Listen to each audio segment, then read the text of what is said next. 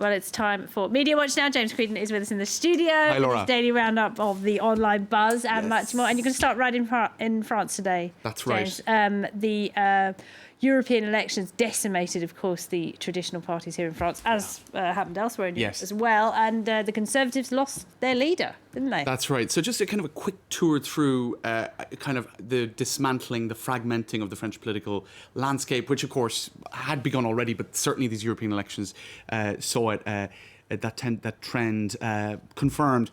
So keywords and headlines: explosion, the explosion of Les Républicains. This is what they're trying to avoid with their kind of rather pathetic 8.4% in the European elections. This is the party of Chirac, of Nicolas Sarkozy. That's right. Like one of the mainstays of French politics. And so Laurent Wauquiez has stood down, but they're trying to avoid explosion. That's another headline with the same word. Who wants the job?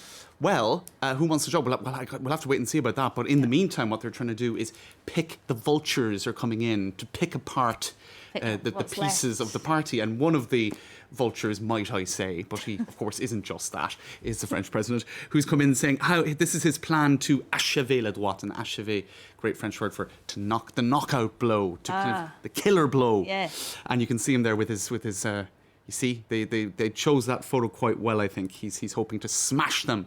And this was a quote from the Élysée Palace this morning saying the two twin towers of French politics, the right and the left, are now basically on the ground. Rubble. And there's a couple of stories left on the tower, on the right, kind of the right-wing tower. So basically what they're trying to do, the left is kind of decimated. So the centre, the LREM, and the far right are trying to pull apart the pickings of what's left. So a couple more headlines in that regard. Well, these are just various people in the LREM ruling party appealing to members of Les Républicains to jump ship and to come over. You've had many different tweets basically saying the same thing, saying all of the mayors from this party, please jump ship and come over. But then you have one right-wing politician saying, this isn't going to work. Stop. Obviously there's a degree of resistance as well, Laura. And then on the far right, you've got Marine Le Pen saying an alternative to Macron is possible. This standing down of Laurent Wauquiez, the fact that he stood down, it was inevitable. We are extending our hand to all of you. Same from her niece, talking about a grand coalition. So you see what's going on here. The far right and the centre are trying to pick apart what's the left Conservatives. After the left has already been picked apart. Meanwhile, it gets even more complicated. The Greens are kind of saying, right, okay, well, so the left is decimated, so now we're the new alternative to, the LREM and Les Républicains. The ecological green movement is possibly the new left.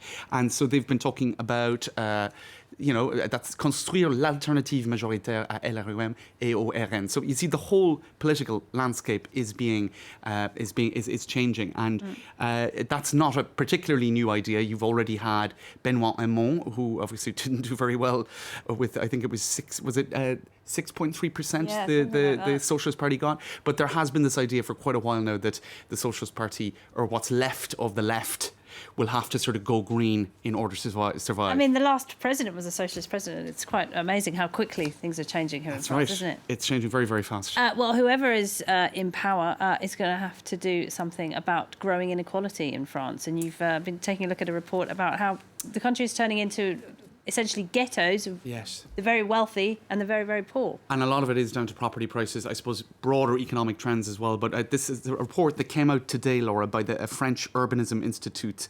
And it is basically saying that you've got rich ghettos and poor ghettos, and it's getting worse and worse and worse. Now, there was a film that came out at Cannes called Les Misérables, if I can find it.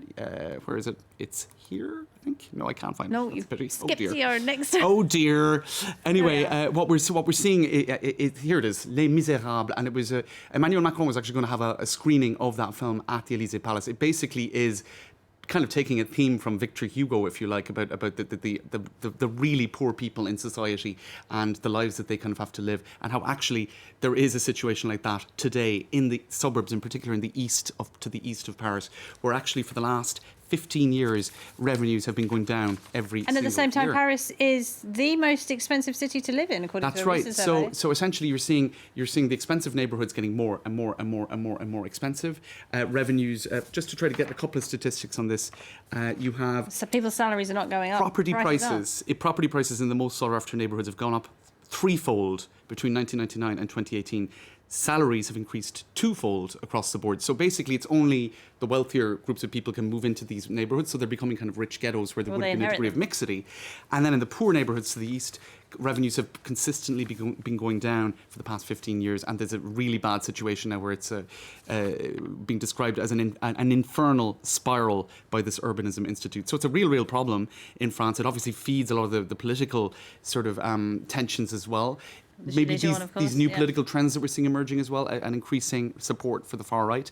And then people who have means and education going more green. So we're seeing these totally new trends emerging politically, which are probably reflecting a lot of the time social realities and inequalities. It's happening very, very quickly, and you do a very good job of summing it all up. Thanks, Laura. Before you go, what is nicer than taking a night train? Oh, absolutely. Well, this is another actual consequence of the Greens becoming a little bit more powerful in French politics.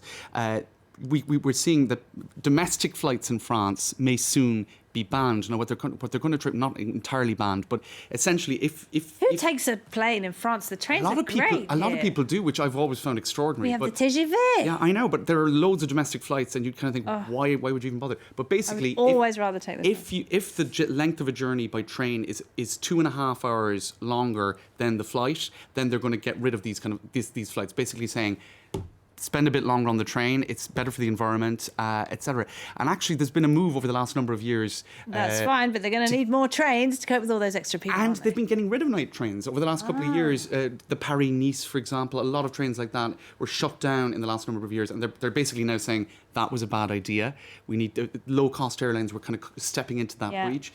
And so that's a trend that is actually probably going to be reversed. The whole experience of flying is so unpleasant these days, I think. Absolutely, really. Okay, James. And night trains, bring them back. We have to leave it there. Thank you very much indeed, James. Thanks, Laura. Thanks, Creed, then.